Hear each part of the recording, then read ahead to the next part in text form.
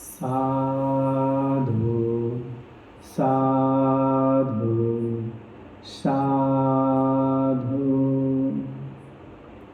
नमो तस्य मुनिन्दस्य नमो तस्य धम्मस्य च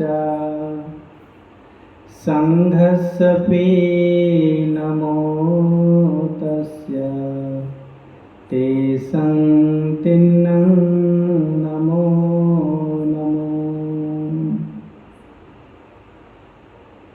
आज के दिन हम सभी लोग एक बंध्या स्त्री की कहानी सुनेंगे जो भगवान बुद्ध ने श्रावस्ती में रहते हुए देशना दिया था। ये कहानी श्रावस्ती की है। श्रावस्ती में एक बहुत बड़े परिवार का एक कुटुंब रहता था। उस कुटुंब का एक हिस्सा जिसमें उस पिता की मृत्यु हो गई थी और पुत्र और माता दोनों एक साथ ही श्रावस्ती में रहते थे। और बहुत दिनों तक पुत्र परिश्रम करके अपनी माँ की सेवा कर रहा था, पर माँ को लगा कि बेटा हमारा बहुत सेवा करता है तो इसका विवाह करना चाहिए, और जो बहू आएगी वो हमारे कार्य में हाथ बटाएगी और पुत्र की भी सेवा हो जाएगी। तो ऐसा सोच करके उस माँ ने अपने पुत्र का विवाह किया। पुत्र का विवाह तय हो गया, पुत्र का विवाह हो जाता है और पुत्र वधू घर में आ जाते हैं। पर बहुत दिन बीतने के बाद उसको कोई पुत्र नहीं होता है। तब जाकर के माँ अपने पुत्र से बोलती है कि बेटा ये तो स्त्री बंध्या निकल गई, जैसे हिंदी की भाषा में उसे हम बांझ कहते हैं। जो जमीन फसल ना उपज सके उसे बंजर कहते हैं। जो स्त्री माँ ना बन सके उसे बांझ कहते हैं। तो माँ ने कहा बेटा दूसरी शादी कर लो, हो सकता है कि तुम्हें पुत्र रत्न की प्राप्ति हो। इसलिए माँ और बेटे का संवाद सुन रही थी। सुनने के बाद उस स्त्री ने सोचा कि माँ और बेटे आपस में चर्चा कर रहे हैं कि इनकी दूसरा विवाह कराया जाए, तो क्यों न मैं ही कोई स्त्री ढूंढ करके इनका विवाह करा दूं। और वो चली गई और एक स्त्री के वहाँ बात की परिवार में और अपने ही पति के लिए उसका हाथ मांग लिया, विवाह करा दिया। विवाह संपन्न हो गया और उस अपनी जो सौतन है उससे कहती है कि जब भी तुम्हें गर्भ ठहरे तो हमें बताना। उसे लगता है कि ये मेरी प्रिय बहन की जैसी है, इसने ही विवाह करा के लेके आई है, तो इसे हमें क्या छुपाना।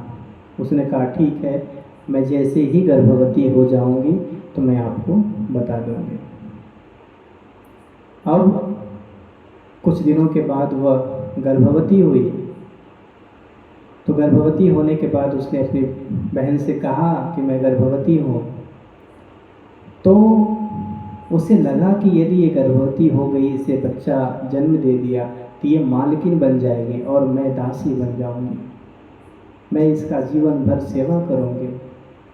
तो इसलिए उसने सोचा कि इसके बच्चे को क्यों न गिरा दिया जाए, मार दिया जाए। तब जा कर के उसने गर्भ को गिराने की कोई ऐसी योजना बनाई और ऐसी दवा उसके भोजन में दे दिया कि उस स्त्री का गर्भपात हो गया। और गर्भपात होने के बाद उसे समझ में नहीं आया कि मेरा बच्चा कैसे गर्भपात हुआ। दूसरी बार भी गर्भ ठहरा, उसने पुनः ऐसा ही किया।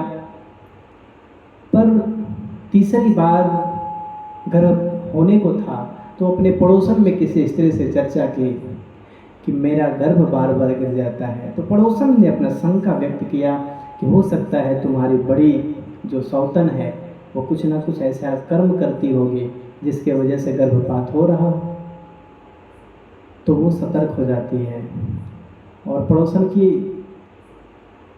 उस उपासिका ने जब कहा तो उसने इस बार जब गर्भवती होना तो अपने उस सौतन को ना बताना। उसने ऐसा ही किया, इस बार गर्भवती हुई और उसने कुछ नहीं कहा। जब उसका पेट फूला हुआ देख ली तो उसने कहा इस बार तुमने हमको बताया नहीं। तो उसने गुस्से में कहा कि हर बार मेरे पुत्र को तुम मार देते थे इसलिए मैं तुम्हें नहीं बताया। समय बीतता गया, 9 महीने का गर्भ हो गया, पर उसने किसी तरह प्रयास करके उसने वो औषधि दे दिया। इस बार बच्चे का जन्म हुआ नहीं बल्कि तिर्यक हो गया, टेढ़ा हो गया और जच्चा बच्चा दोनों संकट में आ गए, वो मरने की अवस्था में आ गए। तो उसने कहा इस बार तो तुमने मेरा नाश ही कर दिया और मैं यदि मरूंगी तो आने वाले समय में जो भी मेरा जन्म होगा मैं उस जन्म में मैं तेरे भी पुत्रों को ऐसे ही मार डालूंगी। ऐसा सोच करके उसने प्रतिशोध अपने मन में उत्पन्न करके और उसी प्रतिशोध से सत्य क्रिया करते हुए वो अपना प्राण छोड़ दे। और फिर उसी घर में ये सौतन को उसके पति और उसके माँ ने मिलके इतना मारा कि वो भी उसी घर में उसका देहांत हो गया। अब उसी घर में ये जो स्त्री गर्भवती थी वो बिल्ली के रूप में जन्म लेती है और उसी घर में ये एक मुर्गी के रूप में जन्म लेती है। अब जब मुर्गी अंडे देती तो ये बिल्ली खा जाती, फिर मुर्गी अंडे देती बिल्ली खा जाती। ऐसे 3 बार उस मुर्गी ने अंडे दिया पर इस बिल्ली ने खा गए। उस मुर्गी ने कहा कि तूने इस जीवन में मेरे सारे बच्चे को खा गई, आने वाले जन्म में मैं तुम्हारे बच्चे को खा जाऊंगी। अब ये जो बिल्ली है एक हिरनी के रूप में जन्म लेती है और ये जो मुर्गी है वो एक चीता के रूप में जन्म लेती है, मादा चीता के रूप में। और जब हिरनी ने अपने बच्चे को जन्म दिया तो इस मादा चीता ने उसके बच्चे को खा गई। ऐसे 2 बार हुआ, तीसरी बार भी खा गई। तो इस बार उस हिरनी ने ऐसा संकल्प लिया कि मैं आने वाले जन्म में मैं तुम्हारे बच्चे को खा जाऊंगी। और ये एक सेठ के घर में कुमारी के रूप में, कन्या के रूप में जन्म लेती है और वे प्रतिशोध की अवस्था में एक यक्षिणी के रूप में जन्म लेती है। यक्षों का अपना एक लोक होता है, उस यक्ष लोक में यक्षिणी के रूप में जन्म लेती है जो बड़ी ही भयानक होती है और ये मनुष्य को खाने वाली होती है, इसलिए इसका नाम काल यक्षिणी पड़ता है। तो ये भयानक काल यक्षिणी के रूप में जन्म लेती है जो मनुष्यों को खाती है, मनुष्यों का आहार करते हैं।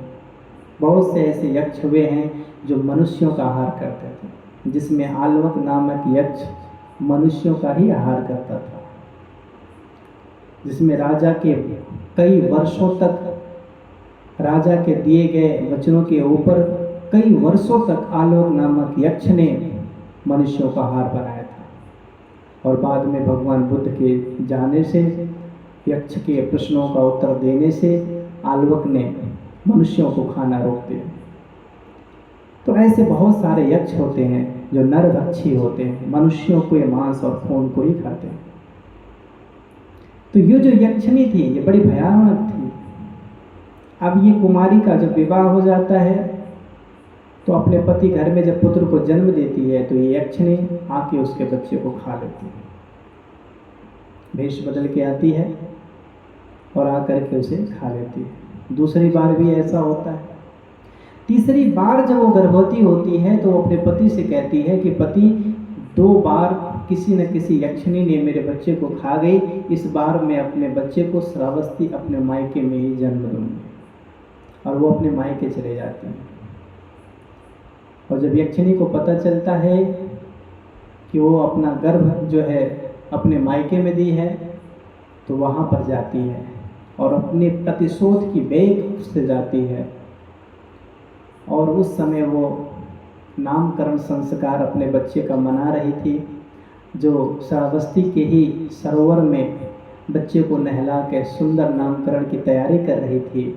और उस समय अपने बच्चे को स्तनपान करा रही थी। उसी समय काल यक्षिणी पहुंच गई।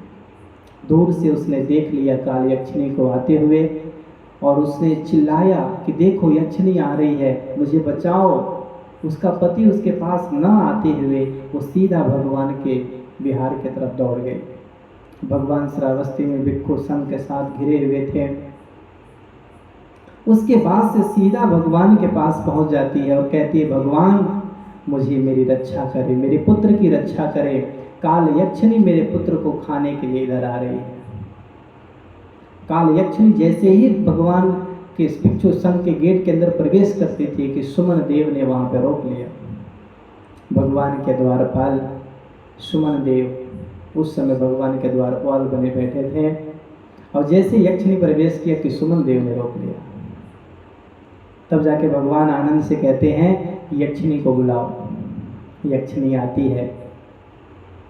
इधर ये कन्या डर जाती है, कहती है भगवान यक्षिणी इधर आ रही, मेरे बच्चे को मार डालेगी। भगवान कहते हैं, अब तुम शांत रहो, अब तुम मेरे शरण में आ गए हो, अब तुम्हारे बच्चे की रक्षा होगी। काल यक्षिणी आती है और भगवान कहते हैं यक्षिणी से, अच्छा हुआ कि तुम मेरे पास आ गई। न जाने कितने जन्मों से तुम ऐसे ही बानर और रीछ की तरह, सांप और नेवले की तरह, न जाने कितने जन्मों से अपने जीवन में ये बैर बनाए रखते। बैर से कभी बैर खत्म नहीं होता, और बैर से ही बैर खत्म होता है। भगवान वहाँ देशना करते हैं, न ही वेरे न वेरानी सम्मंति ध कुदाचना, अवेरेन च सम्मंति एस धम्मो सनातनो। ये बुद्ध का सनातन शाश्वत धर्म है। कभी बैर से बैर खत्म नहीं होता, मैत्री से बैर खत्म हो जाता है। मैत्री से शत्रुता भाव नष्ट हो जाती है, मैत्री से अहंकार नष्ट हो जाता है, मैत्री से कटुता नष्ट हो जाती है, मैत्री से आपसी द्वंद्व नष्ट हो जाते हैं।